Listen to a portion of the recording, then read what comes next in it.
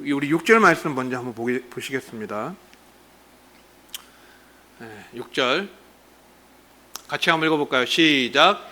또 그가 내게 말하기를 이 말은 신실하고 참된지라 주 곧 선지자들의 영의 하나님이 그의 종들에게 반드시 속히 되어질 일을 보이시려고 그의 천사를 보내셨도다. 아멘. 자, 속히 되어질 일, 반드시 속히 되어질 일. 자, 요한계시록이 모든 참 환상들이 난해하고 어렵지만 그런데 그 모든 일들은 다 주님께서 반드시 속히 되어질 일이라고 말씀하셨습니다. 하나님께서 여기에 보면 선지자들의 영이라고 하셨는데, 영의 하나님이라고 하셨는데, 구약시대부터 하나님은 선지자들을 보내셔서 하나님께서 행하실 일을 미리 보여주시고 예언하게 하시고 주의 백성들을 일깨워서 준비하게 하셨어요. 대비하게 하셨어요. 그 하나님께서 이제 요한에게, 마지막에 이 반모섬에 있는 요한에게 천사를 보내어서 마지막 때에 일어날 환상, 일들, 그것을 환상으로 보여주시고 하나님 나라의 완성이 어떻게 이루어질 것인가, 그것을 구체적으로 보여주셨어요. 7월 한 달 동안, 지난달 동안 새벽에 요한계시록 말씀을 계속 나눴는데 부족한 면도 많고 또 해석하기 어려운 점도 많았지만 나름대로는 요한계시록을 다시 한번 설교하면서 정말 정신을 차려야 되겠다, 하나님 나라의 완성의 그림을 다시 한번 보면서 어떻게 종말을 준비해야 될까, 이런 것에 대해서 생각해보고 묵상하면서 참 귀한 시간을 가졌는데, 내일 끝나는 본문이에요, 오늘 본문이. 근데 마지막을 안 하면 좀 아쉬울 것 같아서 오늘 오후 예배 설교 본문으로 잡았습니다. 여러분, 이 요한계시록에 나타난 속히 되어질 일들 한번 간단하게 요약을 해보겠습니다. 간단할지 안 할지는 모르겠지만 한번 요약을 해볼게요. 1장은 서론입니다. 2장, 3장은 7 교회를 향한 주님의 칭찬과 책망의 말씀이에요. 7 교회 중에 칭찬만 받은 교회도 있고 책망만 받은 교회도 있고 둘 다 받은 교회도 있습니다. 그러면서 주님은 공통적으로 이기는 자가 되라고 하시면서 이기는 자가 참여할 약속에 대해서 말씀하셨습니다. 이기는 자가 받을 약속, 그거에 대해서 보면은 에베소 교회에게는 뭐라고 말씀하셨냐면 너의 처음 사랑을 회개하라 라고 말씀하셨어요. 그리고 이기는 자가 되면 생명나무의 열매를 주워 먹게 하겠다. 그 다음에 서문화 교회에게는 칭찬만 하셨는데 죽도록 충성하라, 생명의 관을 네게 주겠다 라고 말씀하시면서 이기는 자가 되면 둘째 사망의 해를 받지 않아야겠다 라고 말씀하셨습니다. 버가모 교회는 회개하라, 그리고 발람의 교훈과 니골라당의 교훈을 버리라 라고 그렇게 책망하셨고, 이기는 자에게는 만나와 흰돌을 주시겠다 라고 하셨습니다. 두아디라 교회에게는 이세벨과의 행음을 회개하라 그렇게 책망하셨고, 이기는 자에게는 만국을 다스리는 권세, 그것을 주시겠다, 그리고 새벽별을 주시겠다 라고 말씀하셨습니다.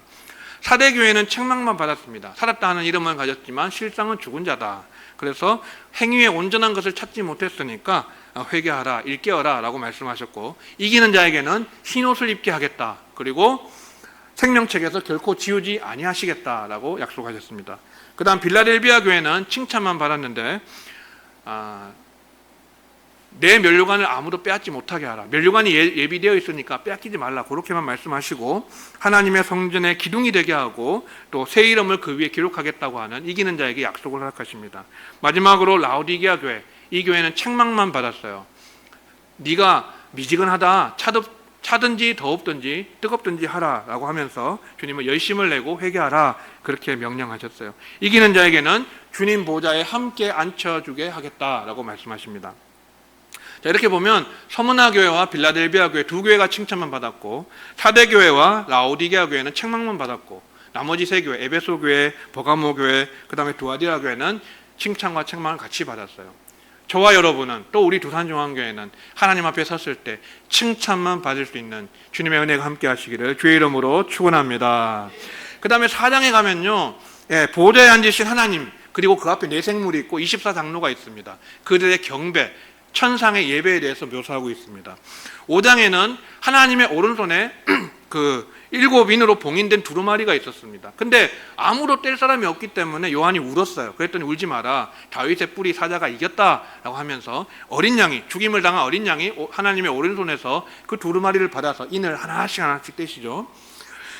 그래서 6장부터는 이 어린 양이 인을 떼시면서 7인의 재앙이 시작이 됩니다. 흰 말, 그리고 붉은 말, 검은 말, 청황색 말, 이렇게 순서대로 네 번째 인까지 진행이 되는 게 6장에 나오고, 특별히 청황색 말 재앙 때는요, 땅 4분의 1을 해야 하는 권세를 받아서 그렇게 해치게 됩니다. 7장은 6째 인과 7째 인 사이의 막간입니다. 거기에 14만 4천 명, 하나님의 인침받은 14만 4천 명이 나오는데, 이것은 상징으로 볼 수밖에 없어요. 12 곱하기 12 곱하기 1000, 구약의 12지파와 신약의 12사도와 그리고 모든 하나님의 백성 큰 수를 의미하는 1000을 곱해서 14만 4천으로 상징으로 나타냈다고 볼 수 있고, 그 뒤에는 누가 나오냐면 각 나라와 족속과 백성과 방언에서 아무라도 능히 셀 수 없는 큰 무리가 흰 옷 입고 손에 종려 가지를 들고 구원하심이 보좌에 앉으신 우리 하나님과 어린 양께 있도다 찬양하고 경배하는 장면이 나오죠. 이게 막간이고요. 8장에서는 7째 인과 함께 7 나팔 재앙이 시작이 됩니다. 거기는 땅 3분의 1이 해하고 수목 3분의 1, 바다 3분의 1, 강들 3분의 1, 그리고 해와 달과 별들 3분의 1 이렇게 해함을 받는 그러한 재앙이 시작이 됩니다. 9장에 넘어가면 다섯 번째 나팔 재앙이 나오고 여섯 번째 나팔 재앙이 나옵니다. 다섯 번째 나팔 재앙은 황충이 이제 이마에 인침받지 않은 자들 해하는 그러한 재앙이고, 그 다음에 여섯 번째 나팔 재앙은 2만 마병대가 이 사람 3분의 1을 죽입니다. 자, 그러면 수치로 봤을 때 7 인재앙은 4분의 1, 7 나팔재앙은 3분의 1, 강도가 세어지는 것을 말하죠. 그리고 10장부터 11장 전반부까지는 6번째 나팔과 7번째 나팔 사이의 막간입니다. 거기에 보면은 요한이 천사로부터 작은 두루마리를 봤는데 그것을 먹으라 그래요. 그러면 입에는 달지만 배는 쓰다. 배는 쓰지만 입에는 꿀같이 단 그 두루마리를 먹고 요한이 다시 예언을 합니다. 그리고 하나님의 성전의 바깥 마당이 이방인에게 42달 동안 짓밟히게 돼요. 42달은 3개월 반을 가리키죠. 그런데 동시에 뭐가 나오냐면 두 증인이 나와요. 두 증인이 1260일 동안 예언을 합니다. 근데 이 두 증인을 상징으로 보는 사람들은 교회라고 봅니다. 교회가 예언, 말씀 사역을 통해서 복음을 전파한다고 하지만, 그러나 그것은 아니에요. 두 증인은 실제 두 증인을 말해요. 왜냐하면 두 증인에게 대적하는 자들은 입에서 불이 나와서 그를 사르고, 또 하늘 닫아서 비가 오지 못하게 하고, 그 다음에 물을 피로 변하게 하는 그런 권능을 행하거든요. 교회가 그렇게 할 수 없잖아요. 우리 입에서 불이 나오지 않잖아요. 이 두 증인은 마지막 때 나타나는 3년 반 동안 특별한 예언 사역을 감당한 두 증인을 말합니다. 근데 이 두 증인이 죽임을 당하는데 무정행으로부터 올라오는 짐승에 의해서 죽임을 당해요. 그래서 막 땅의 왕들과 백성들이 기뻐하고 서로 예물 주고 받는데 사흘 반 이후에 다시 부활하게 돼요. 다시 살게 되고 구름을 타고 승천하게 됩니다. 하늘로 올라가게 됩니다. 11장 후반부에는 7째 천사가 나팔을 불고요. 12장부터 15장까지는 7 대접 재앙 전에, 마지막은 대접 재앙인데 이거 전에 막간입니다. 막간인데 12장에 보면 남자아이를 뵌 여인이 그 해산하는 장면이 나오고, 그리고 용이 그를 핍박하는 장면이 나와요. 이 용은 사단을 말하죠. 근데 이 용을 피해서 광야로 도망하게 되는데 거기서 1260일을 또 양육을 하게 됩니다. 양육을 받게 됩니다. 한때, 두때, 반때라고도 나옵니다. 3년 반의 기간이에요.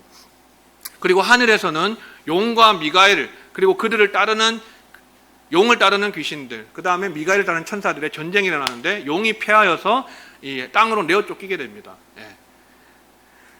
그리고 13장에 가면은 두 짐승이 나옵니다. 두 짐승은 하나는 바다에서 올라온 짐승, 하나는 땅에서 올라온 짐승. 이 두 짐승과 함께 용이 3대 악의 삼위일체를 말하는 것이죠. 사단과 적그리스도와 거짓 선지자입니다. 그런데 이들에게 권세가 있어요. 어떤 권세가 있냐면은 이 권세가 있는데, 그리고 이 짐승이 거짓 선지자가 666 표를 받게 합니다. 666 표를 받지 않으면 매매를 못하게 만들어요. 그리고 우상을 만드는데 이 우상을 말하게 만듭니다. 그러니까 사람들이 놀라가지고 그 우상을 보면서 경배하게 되고, 그 우상을 경배하지 않은 자들, 우상 숭배를 하지 않는 자들은 다 죽입니다. 그러니까 표를 받지 않거나 우상에게 절하지 않는 자는 누구든지 다 죽인다고 나와 있어요. 그리고 14장에 가면 14만 4천 명, 이들을 처음 익은 열매라고 말하는데, 이들이 새 노래를 부르고 그리고 마지막 대추수가 이루어지게 됩니다. 대추수, 의인에 대한 추수, 그리고 악에 대한 추수, 그렇게 두 가지가 진행이 되게 되고요. 15장에는 마지막 대접재앙에 앞서서 15장 했죠. 16장에 가면은 7 대접재앙이 진행이 되는데 한 장에 다 나옵니다. 그래서 짐승의 표를 받은 666을 받은 사람에게 악한 종기가 나와서 괴로워하고, 그 다음에 바다 물이 피로 변하고, 또 강물이 피로 변하고, 해에서 불이 나와서 사람들을 태우고, 그 다음에 아픈 것과 종기로 고통을 당하고, 그 다음에 아마겟돈으로 이 새 더러운 영이 용과 두 짐승의 입에서 나와서 만국을 미혹하여서 땅의 왕들과 백성을 아마겟돈으로 모읍니다. 하나님을 대적하기 위해서. 그리고 큰 지진으로 바벨론이 세 갈래로 갈라지게 돼요. 그리고 17장, 18장에 가면 음녀라고 불리는 큰 성 바벨론이 완전히 패망하게 됩니다. 무너졌도다 큰 성 바벨론이요. 바벨론, 이 세상 문명, 하나님을 대적하는 모든 그 시스템이 다 완전히 멸망하게 됩니다. 19장에서는 어린 양의 혼인잔치가 일어나고, 그리고 그리스도의 재림, 예수님이 다시 오시는 장면이 거기 있어요. 백마탄 자로 묘사된 분이 예수님입니다. 예수님의 재림이 19장에 나오고, 그 후에 천연왕국, 그리고 사탄의 패망, 용이 요한 불못에 던져짐으로 악의 모든 세력이 심판받고, 백보자 심판에서 모든 사람이 행위에 대해서 심판을 받으면서 생명책에 이름이 기록되지 못한 자는 다 유황불못에 던져져요. 이로써 모든 악의 근원인 사단을 추종하는 모든 자들, 우상숭배한 자들, 다 행악자들이 다 멸망을 당하고 심판을 받게 돼요. 그리고 21장에 오면 새하늘과 새 땅이 창조되고 하나님으로부터 하늘에서 새 예루살렘이 내려옵니다. 그게 우리가 말하는 천국이에요. 천국. 새 예루살렘이 실제로 천국이에요. 그 천국이 나오고, 오늘 읽은 22장은 결론으로 주 예수의 오시옵소서 마라나타, 이 내용으로 결론을 맺어요. 자, 이렇게 해서 좀 짧게 간단하게 좀 빨랐지만 제가 1장부터 22장까지 요약을 해드렸습니다.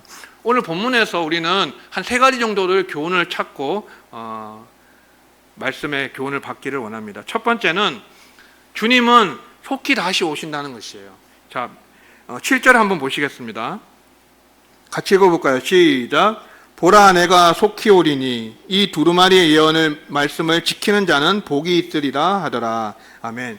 속히 오신다고 말씀하셨습니다. 그 다음 12절 같이 읽습니다. 시작. 보라, 내가 속히 오리니 내가 줄 상이 내게 있어 각 사람에게 그가 행한 대로 갚아주리라. 자, 속히가 또 한 번 나오는데 20절에 보면 내가 진실로 속히 오리라 하시거늘 아멘 주 예수여 오시옵소서. 속히 이 작은 본문에 3번이나 속히 다시 오시겠다라고 말씀하십니다. 그리고 10절 말씀도 보시겠습니다. 또 내게 말하되 이 두루마리의 예언의 말씀을 임봉하지 말라. 때가 가까우니라. 아멘. 때가 가깝다. 주님의 재림의 날이 가까우니까 임봉하지 말고, 다니엘서에서는 예언의 말씀을 임봉하라고 했어요. 하지만 요한계시록은 임봉하지 말래요. 계속 전파하고 알려라는 것이에요.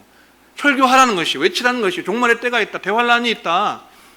7인의 재앙과 나팔 재앙과 대접 재앙이 있고 무시무시한 재앙이 있어서, 그러니까 그때를 준비하라고 계속해서 임봉하지 말고 그것을 심판에 대해서, 환란에 대해서 말하라는 것이에요. 가르치라는 것이에요. 이러한 속히 다시 오신다는 말씀을 반복해서 하시는 이유는요, 그만큼 종말이 임박했다는 것이에요. 반드시 이루어지고 임박했다는 것을 의미합니다. 어떤 사람들은 이것을 말씀하신 주님의 시점이 2000년이 지났는데 주님 늦게 오시는 거 아니냐, 더디 오시는 거 아니냐 라고 생각하는 분이 계십니다. 근데 그것을 베드로도 얘기를 했는데, 베드로 후서 3장 9절 말씀 같이 보겠습니다. 시작. 주의 약속은 어떤 이들이 더디라고 생각하는 것 같이 더딘 것이 아니라 오직 주께서는 너희를 대하여 오래 참으사 아무도 멸망하지 아니하고 다 회개하기에 이르기를 원하시느니라. 아멘. 주님께서 속히 다시 오시고 또 도둑같이 오시겠다 말씀하십니다. 도둑이 언제 올지 아는 사람은 아무도 없어요. 도둑은 알지 못하는 때, 준비하지 못한 때, 방비하지 못했을 때 호련히 오는 것입니다. 주님도 그렇게 오시겠다.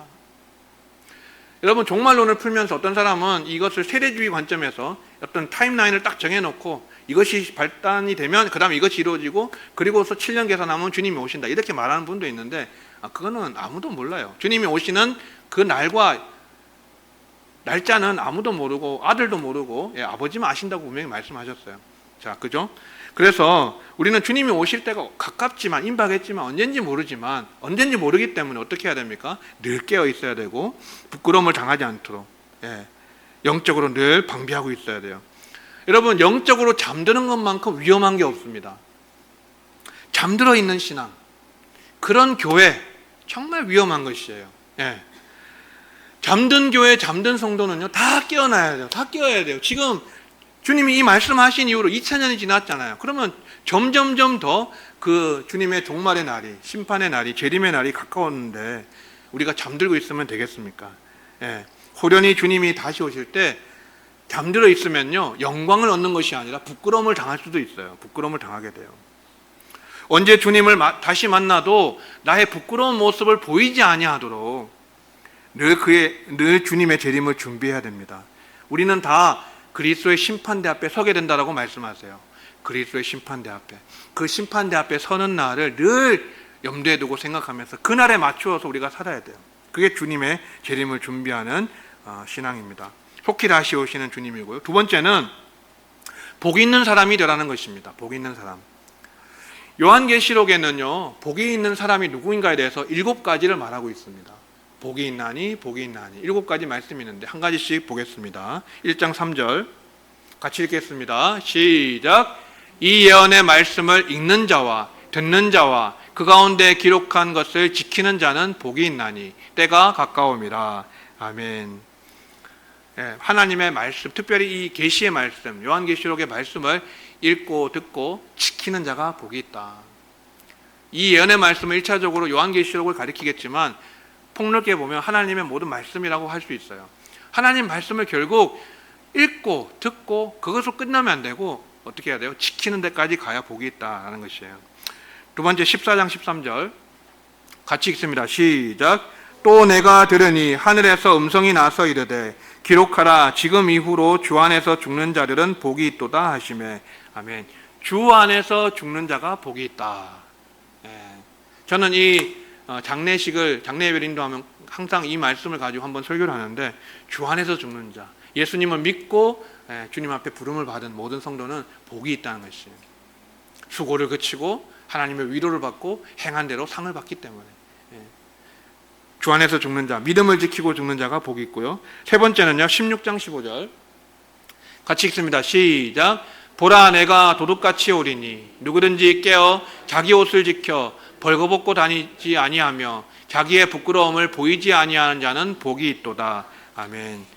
자, 부끄러움을 보이지 않는 자가 복이 있대요. 주님이 도둑같이 오시기 때문에 언제 만날지 모르기 때문에 그날을 준비하며 항상 내 죄를 회개하고 그죠? 허물이 보이지 않도록 하나님 앞에, 주님 앞에 우리의 부끄러운 것을 보이지 않도록 늘 깨어 있어야 된다는 것을 다시 한번 말씀하고 있습니다. 그 다음 네 번째 19장 9절 같이 읽겠습니다. 시작. 천사가 내게 말하기를 기록하라. 어린 양의 혼인잔치에 청함을 받은 자들은 복이 있도다 하고 또 내게 말하되 이것은 하나님의 참되신 말씀이라 하기로. 아멘. 어린 양의 혼인잔치에 청함을 받은 자, 어린 양의 혼인잔치에 참여하는 자가 복이 있다. 어린 양의 혼인잔치는 아마도 휴거와 동시에 일어날 것 같습니다. 그래서 여러분 이 들림받는 자, 하나님께 들림받는 자, 그날에 두 사람이 맷돌을 가는데 한 사람은 버려둠을 당하고 한 사람은 데려감을 당한다 했잖아요. 이런 말씀이 주로 우리가 휴거로 해석하는 경우가 있는데 들림받아서 어린 양의 혼인잔치에 참여하는 자가 복이 있다. 다섯 번째 20장 6절 같이 읽습니다. 시작. 이 첫째 부활에 참여하는 자들은 복이 있고 거룩하도다. 둘째 사망이 그들을 다스리는 권세가 없고 도리어 그들이 하나님과 그리스도의 제사장이 되어 1000년 동안 그리스도와 더불어 왕노릇하리라. 아멘. 천연왕국 본문에서 나오는 말씀인데 첫째 부활이 나오고 있어요. 자, 이건 설명을 좀 해드리겠습니다. 첫째 부활이 있다면 그 부활은 으뜸의 부활이라고 말할 수 있어요. 왜 첫째 부활이라 했을까 주님께서? 부활이라고 다 같은 것이 아니라는 것을 강조하는 거예요. 물론 성경에 둘째 부활이라는 말은 없어요. 둘째 사망이 있어요. 첫째 부활이 있고 둘째 사망이 있어요. 하지만 첫째 부활이 있다는 말은 그 그것과는 다른 부활이 또 있다는 것을 우리에게 넌지시 암시하는 것입니다. 무엇을 말하겠습니까? 첫째 부활은 부활 중에서 으뜸되는 부활이다. 먼저 되는 부활을 말하는 것이에요. 천연왕국 때에 이 첫째 부활에 참여한 자들이 복이 있대요. 근데 누가 참여하느냐? 거기에 누군지를 정확하게 명시하고 있는데, 예수님을 증거하기 위해서 목배임을 당한 자, 하나님의 말씀을 지키기 위해서 순교한 자들, 거기에 나오고요. 그 다음에 우상에게 절하지 아니한 자, 경배하지 아니한 자, 거기 나옵니다. 아까 우상에게 절하지 않으면 어떻게 된다 했죠? 죽인다 그랬죠. 그 짐승이. 그러니까 이들도 말하자면 순교자예요.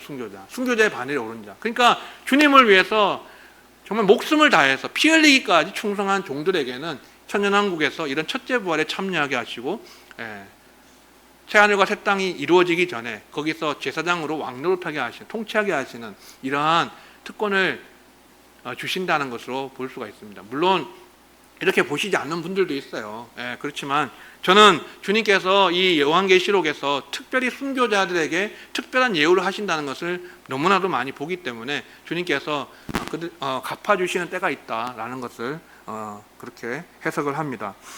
그 다음에 7절입니다. 22장 7절 오늘 본문 다시 한번 읽어봅니다. 시작. 보라, 내가 속히 오리니 이 두루마리의 예언의 말씀을 지키는 자는 복이 있으리라 하더라. 아멘. 하나님의 말씀을 지켜 순종하는 자에게 복이 있다. 이것이 6번째 복이고요. 마지막 7번째 복 22장 14절 같이 읽겠습니다. 시작. 자기 두루마기를 빠는 자들은 복이 있으니 이는 그들이 생명나무에 나아가며 문들을 통하여 성에 들어갈 권세를 받으려 함이로다. 아멘. 자, 마지막 복은 뭐예요? 자기 두루마기를 빠는 자. 성경에서 옷은요, 행실을 가리켜요. 우리 행실이 다 의롭고 거룩하지 않잖아요. 하지만 그대로 더럽고 불의를 행하는 자는 성 밖에 버려지고 또 유황불물에 던져지고 성에 들어갈 수 없지만, 예루살렘에 들어갈 수 없지만, 그러한 하나님이 미워하시는 범죄가 있다 할지라도, 죄가 있다 할지라도 두루마기를 빠는 자가 복이 있다잖아요. 얼룩이 묻고 때가 묻으면 그것을 빨면 깨끗해집니다. 그죠? 어떻게 빱니까? 우리 행실을 어떻게 빨 수 있습니까? 어린 양의 피로, 예수님의 피로 씻어서 깨끗하게 빠는 것이에요. 이거 회개를 강조하는 거예요.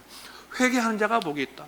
여러분, 오늘까지 우리의 삶을 뒤돌아봤을 때 우리가 만약 오늘 밤에 주님을 만난다면 우리가 주님께 받을 상이 클까요? 부끄러움이 많을까요? 저는 부끄러운 게 더 많을 것 같아요. 그러면 어떻게 하라는 것이에요? 빨리 회개하라는 것이에요. 회개. 돌이켜라. 주님의 피에 적셔서 행실을 깨끗하게 용서받고 그리고 고치라는 것이에요. 돌이키라는 것이에요. 그런 자가 복이 있다라고 말씀하십니다.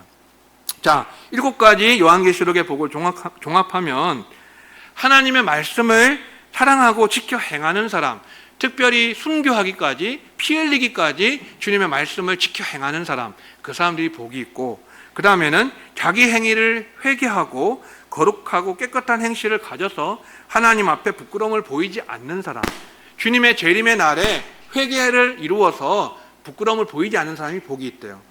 그러면 다시 말하면 그 말씀에 대한 순종, 철저한 순종과 회개, 그것을 강조하는 복이라고 할 수가 있어요. 여러분, 우리가 말씀을 순종하고 지키고 그리고 죄가 있다면 진실하게 회개하여서 이런 정결하고 깨끗한 삶을 살아갈 때 우리는 하나님 앞에 참된 복이 있는 자고 이런 새 예루살렘 성에 들어가기 합당한 자로 여김을 받게 되는 것입니다. 세 번째는요, 상 받기 위해 힘쓰라라고 하는 것입니다. 상 받기 위해서 힘쓰라. 요한계시록 22장 12절 말씀 다시 한번 보겠습니다. 시작. 보라, 내가 속히 오리니 내가 줄 상이 내게 있어 각 사람에게 그가 행한 대로 갚아주리라. 아멘. 여러분, 오늘 목회 칼럼을 읽어보셨으면 아시겠지만 제가 거기에 보상과 보응에 대해서 썼습니다. 간단하게 썼는데 상급에 대한 이야기예요. 상급.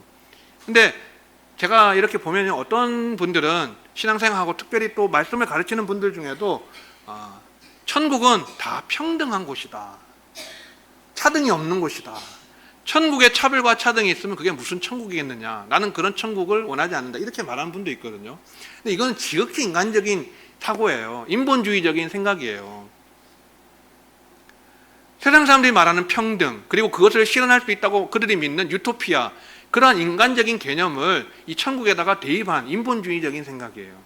하나님의 공의에 맞지 않는 생각입니다. 물론 천국에 들어가는 것 자체, 구원을 받는 것 자체가 어마어마한 은혜고 영광이죠. 하지만 하나님께서는 공의로우시기 때문에 행한 대로 갚아준다. 일한 대로 상을 주시고 행한 대로 갚아주신다. 상을 부정하는 것은 성경을 부정하는 것이에요. 공의의 하나님을 부정하는 것이에요. 하나님은 그런 분 아니세요. 여러분, 상 받기 위해서 충성하는 것, 열심을 내는 것, 그것을 기복신앙이라고 말할 수 있을까요? 내가 주님 앞에 상을 받기 위해서 열심히 헌신하고 봉사하고 그것에 대해서 당신은 복을 받기 위해서 열심히 하는군요. 기복신앙이라고 그리고 우리가 폄하할 수 있습니까? 그러면요, 여러분, 의의 면류관을 받아쓰기 위해서 또 하나님이 위에서 부르신 부름의 상을 위해서 달려갔던 사도 바울도 기복신앙인입니까? 그건 아니잖아요. 바울도 부름의 상을 위해서 달려간다고 그랬어요. 그리고 바울도 내가 부활에 이르려고 애쓴다 그랬어요. 빌립보서에 보면 내가 어찌하든지 부활에 이르려 하노라. 바울이 말한 부활은 모든 성도가 받는 부활이 아니라 첫째 부활인 것 같아요. 제가 볼 때에는 으뜸의 부활, 해와 같은 영광의 부활, 그것에 참여하기를 원하고 바라는 마음으로 그는 매 순간 위험을 무릅쓰고 어떤 고난도 굴하지 않고 핍박에도 굴하지 않고 예수님을 위해서 믿음을 지키고 복음을 전하고 순교까지 했습니다. 돌에 맞기도 하고 태장에 맞기도 하고 얼마나 많이 위험을 감수했습니까? 여러분, 이 성경에 보면 믿음도요 다 같은 믿음이 아니에요. 큰 믿음이 있고 적은 믿음이 있고 작은 믿음이 있고 이만한 믿음을 내가 보지 못하였다 칭찬하시기도 하시고 산을 옮길 만한 믿음도 있습니다. 그죠? 겨자씨 하나 만한 믿음이 있으면 산을 옮길 수 있다고 하셨어요. 그러면 믿음도 천차만별이라고 하면은 여러분 이 부활도 마찬가지입니다. 부활. 여러분 부활도 영광이 다 같지가 않아요. 해의 영광의 부활이 있고, 해의 부활이 있고 또 달과 같은 영광의 부활이 있고 별과 별의 영광도 다 다른 것처럼 부활의 영광이 다 다르다고 했습니다. 그러니까 부활도 그 영광이 천차만별입니다. 상도 마찬가지죠. 이 하나님의 공의는요 일한 대로 상 주시는 거예요. 행한 대로 갚아주시는 상 주시는 게 하나님의 공의입니다. 그것을 오해하면 안 돼요. 상도 천차만별이에요. 그러니까 여러분 우리가 주님께서 이 작은 자 하나에게 냉수한 것을 주는 것도 상을 잃지 않는다고 하셨어요. 주님 앞에 어떠한 선행도 상을 잃지 않습니다. 작은 것이라 할지라도. 그죠? 만약 우리가 올림픽에 출전한 선수라고 한다면 무엇을 목표로 훈련에 임해야 될까요? 금메달이죠. 모든 국가대표 선수들이 올림픽에 출전할 때는 금메달을 목표로 두고 강도 높은 훈련을 받고 모든 것을 절제하면서 살아요. 그것에 대해서 아무도 손가락질 할 수가 없어요. 그렇다면 우리는 이 영적인 금메달을 따기 위해서 하나님 앞에 우리가 한 번밖에 살 수 없는 인생인데 우리가 어떤 목표로 달려가야 되겠습니까? 영적인 금메달을 따기 위해서 달려가는 것, 그것이 맞지 않을까요? 하나님 앞에 섰을 때 가장 큰 상을 받기 위해서, 가장 영광스러운 부활을 얻기 위해서 여러분 이 세상의 즐거움을 마다하고 모든 것을 절제하고 죄악을 끊어버리고 주님을 위해서 오직 주를 위해 살고 또 오직 복음을 전하면서 영혼 구원을 위해서 헌신하고 희생하면서 이웃을 섬기고 또 교회에서 충성 봉사 헌신하는 것, 그 사람을 누가 기복신앙이라고 말하겠습니까? 우리가 큰 상을 받기 위해서 했어야 돼요.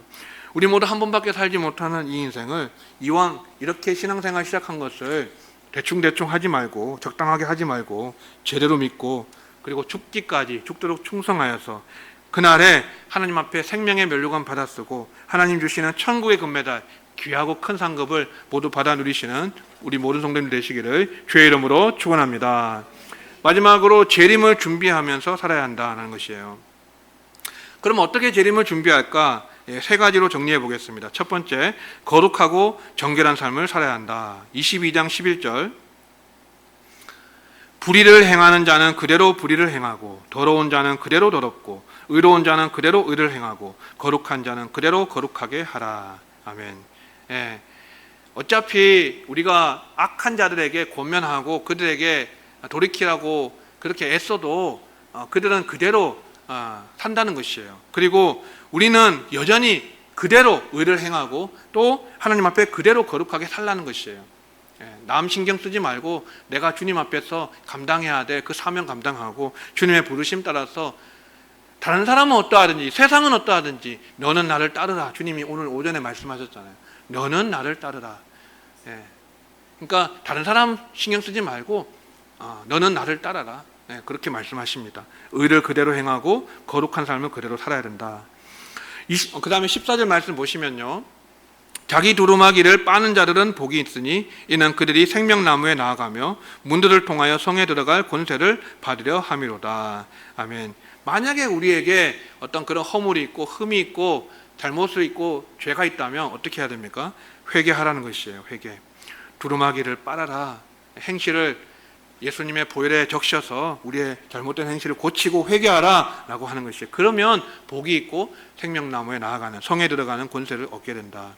거룩하고 정결한 삶 살아가는 것이 첫 번째 주님의 재림을 준비하는 것이고, 두 번째는요, 말씀을 가감없이 믿고 온전히 순종하는 삶을 살아야 한다는 것입니다. 18절 말씀, 18절과 19절 같이 읽겠습니다. 시작. 내가 이 두루마리의 예언의 말씀을 듣는 모든 사람에게 증언하노니 만일 누구든지 이것들 외에 더하면 하나님이 이 두루마리에 기록된 재앙들을 그에게 더하실 것이요, 만일 누구든지 이 두루마리 예언의 말씀에서 제하여 버리면 하나님이 이 두루마리에 기록된 생명나무와 및 거룩한 성의 참여함을 제하여 버리시리라. 아멘. 요한계시록의 말씀, 이 예언의 말씀에 더하면 재앙을 그에게 더하실 것이고 빼면 거룩한 성의 참여함을 제하여 버리시겠다라고 말씀하세요. 더하지 말고 빼지 말라는 것이에요. 일반적으로 확장하면 어떻게 됩니까? 하나님의 말씀에 대해서 가감하지 말라는 것이에요. 있는 그대로 받아들이고 있는 그대로 믿으라는 것입니다. 하나님 말씀 제발 내 생각대로 해석하지 말고 자의적으로 해석하지 말고 말씀 그대로 믿고 행하라는 것이에요. 여러분은 어떤 설교를 듣기 원하십니까? 제가 여러분에게 어떤 말씀을 전하면 좋을까요? 여러분이 듣고 싶은 말씀을 듣기 원하십니까? 아니면 여러분이 들어야 하는 말씀을 듣기를 원하십니까? 사람들은 보통 내가 듣고 싶은 말을 들으면 좋아요. 그럼 아멘하고 은혜 받았다고 말해요. 보통은 평안과 축복과 은혜에 대한 말씀이에요. 근데 이런 사랑에 대한 부분, 하나님의 사랑에 대한 말씀은 은혜가 되지만, 아멘이 되지만, 하나님의 공의에 대한 부분, 심판에 대한 부분, 징계에 대한 부분, 이런 것을 말하면 사람들은 거북해요. 듣기 싫어해요. 그래서 점점점 메시지들이, 설교들이 한쪽으로 치우쳐져요. 사랑과 은혜에 치우쳐져요. 하나님의 공의를 강조하지 않아요. 제가 지난 수요일에도 말씀드렸지만 신명기 27장과 28장에 보면 에발산에서는 저주를 선포하고 그리심산에서는 축복을 선포하라고 하였습니다. 그리고 순종하여서 받는 복과 불순종하여서 받는 저주가 나오는데요. 에발산에서 선포하는 저주는 12가지가 나오는가 하면 축복에 대한 내용은 아무것도 기록이 되어 있지 않아요. 그리고 순종하여서 받는 축복에 대한 말씀보다요, 분량으로 따지면 불순종하여 받는 저주의 말씀이 4배로 많아요. 그럼 뭘 말하겠습니까? 우리가 하나님께서 이렇게 이 축복보다 저주, 그리고 순종보다 불순종에 더 힘을 주어서, 강조점을 두어서 말씀하시는 이유가 뭘까요? 우리가 하나님의 공의를 놓치면 안 돼요. 하나님의 심판과 징계를 잊어먹으면 안 돼요. 그 간과하면 안 돼요. 하나님의 은혜와 사랑을 강조하다가 그것만을 우리가 듣고 싶은 것만 듣다 보면은, 또 전하는 자가 그것만을 전하게 되면 저는 그것은 큰 위험이라고 생각해요. 여러분, 내가 듣고 싶은 말씀보다 하나님께서 내게 들려주시고자 하시는 말씀, 내가 들어야 하는 말씀, 그 말씀을 듣고 내가 바른 길로 돌이켜서 고쳐서 복을 받으면 그것이 가장 은혜로운 거 아닙니까, 여러분? 저는 여러분에게 물론 저도 여러분이 듣고 싶은 말씀 들려주면 좋아요. 축복과 은혜에 대한 말씀, 평강에 대한 말씀을 주면 좋지만 때가 가깝잖아요. 그러면 적당하게 이렇게 균형감 있게 말씀을 전하는 것이 맞고요. 또 여러분, 때로는 제가 이런 부담스럽고 불편한 말씀을 드려도 성령이 교회들에게 하시는 말씀을 들을지어다, 내가 들어야 하는 말씀이구나 라고 생각하시고 받아들이고 아멘하고 내가 고치고 회개하면 그게 가장 복된 거예요. 그게 가장 큰 축복이에요. 회개보다 더 큰 축복은 없는 줄로 믿으시기 바랍니다. 할렐루야. 자, 말씀을 가감없이 믿고 온전히 순종하라. 이것이 두 번째 재림을 준비하는 삶이고, 세 번째는 상급을 받기 위해 충성과 헌신하는 삶을 살라는 것입니다. 상이 있다라고 하나님 말씀하셨어요. 그죠? 천국으로 끝나는 게 아니고 거기에 영원한 상급이 있다. 상 받기 위해서 애쓰고 달려가라. 충성하고 헌신하라. 너희가 상을 잃지 않는다고 말씀하셨어요. 근데 상을 받기 위해서 우리가 어떻게 선행을 해야 되느냐? 마태복음 6장에 그 지침이 있어요. 1절부터 4절까지. 마태복음 6장 1절로 4절 같이 읽습니다. 시작. 사람에게 보이려고 그들 앞에서 너희 의를 행하지 않도록 주의하라. 그리하지 아니하면 하늘에 계신 너희 아버지께 상을 받지 못하느니라. 그러므로 구제할 때 외식하는 자가 사람에게서 영광을 받으려고 회당과 거리에서 하는 것 같이 너희 앞에 나팔을 불지 말라. 진실로 너희에게 이르노니 그들은 자기 상을 이미 받았느니라. 너는 구제할 때 오른손이 하는 것을 왼손이 모르게 하여 내 구제함을 은밀하게 하라. 은밀한 중에 보시는 너희 아버지께서 갚으시리라. 아멘. 자, 마태복음 6장에 은밀한 중에 보시는 아버지께서 갚으신다는 내용이 3번 반복됩니다. 여기 나오는 구제에 대한 것, 그 다음에 기도에 대한 것, 그 다음에 금식에 대한 내용 3번 반복해서 나와요. 똑같이 반복해요. 결어가 마지막 매듭 짓는 구절이 똑같아요. 은밀한 중에 보시는 내 아버지께서 갚으시리라. 사람 앞에 보이려고 구제하고 기도하고 금식한 사람은 어떻게 돼요? 자기 상을 이미 받았다는 것이에요. 사람들에게 영광과 박수 받고 칭찬받으면 받을 상 다 받았다는 거예요. 그럼 어떻게 돼요? 하나님 앞에서 받을 상이 없다라는 것이에요. 다 받았으니까. 이거 굉장히 중요한 것이에요. 여러분, 그러면 구제도 하나님 앞에 상이 있을 뿐 아니라 뭐도 상이 있다는 뜻이에요. 기도하는 것도 상이 있어요. 금식하는 것도 상이 있어요. 신앙생활의 모든 영역은 상이 있다고 믿으시면 돼요. 성경 읽는 것도, 말씀을 필사하는 것도, 기도하는 것도, 여러분 모든 봉사도 다 상이 있어요. 근데 그것이 잃지 않으려면, 하나님 앞에서 진짜 상으로 남으려면 어떻게 해야 됩니까? 은밀하게 해야 됩니다. 은밀하게. 구제도 은밀하게. 오른손이 하는 것을 왼손이 모르게 하고, 기도도 골방에 들어가서 은밀히 보신 하나님 앞에서 기도하고, 내가 막 얼마나 기도했고 금식했고 이런 거 자랑하지 말라는 것이에요. 금식할 때도 사람에게 보이려고 얼굴을 흉하게 하지 말고 표시 안 나게 하라는 것이에요. 하나님이 다 보고 계시니까. 하나님은 은밀히 보시는 하나님이시고 다 보고 계십니다.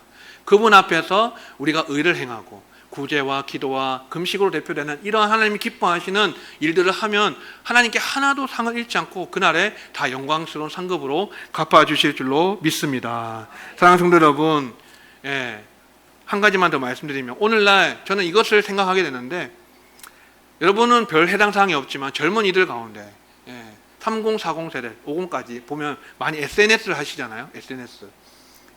핸드폰으로 SNS를 하는데 거기 보면 뭘 부추기냐면 자꾸만 나팔을 불게끔 부추겨요. 미담을 자꾸만 말하게끔 부추겨요. 나는 이렇게 잘 살고 있습니다. 나는 이렇게 선하게 살고 있습니다. 나는 이렇게 구제하고 있습니다. 나는 이렇게 신앙생활 잘하고 있습니다. 그런 것들 사진으로 글로 많이 올려요. 저도 많이 그렇게 했어요. 근데 지금 생각해 보면 그거 다 나팔 부는 것이에요. 사람 앞에 영광을 받기 위하고 칭찬받기 위한 거예요. 그게 여러분 조심하셔야 되고, 하나님 앞에서 내가 하면 그만이지, 하나님 알아주시면 그만이지, 사람에게 그렇게 인정받기 위해서 하는 것은, 나팔 부는 것은 하나님께 상을 잃어버리는 것이다. 자기 상을 다 받는 것이다 라는 것 꼭 여러분 기억하시기 바랍니다.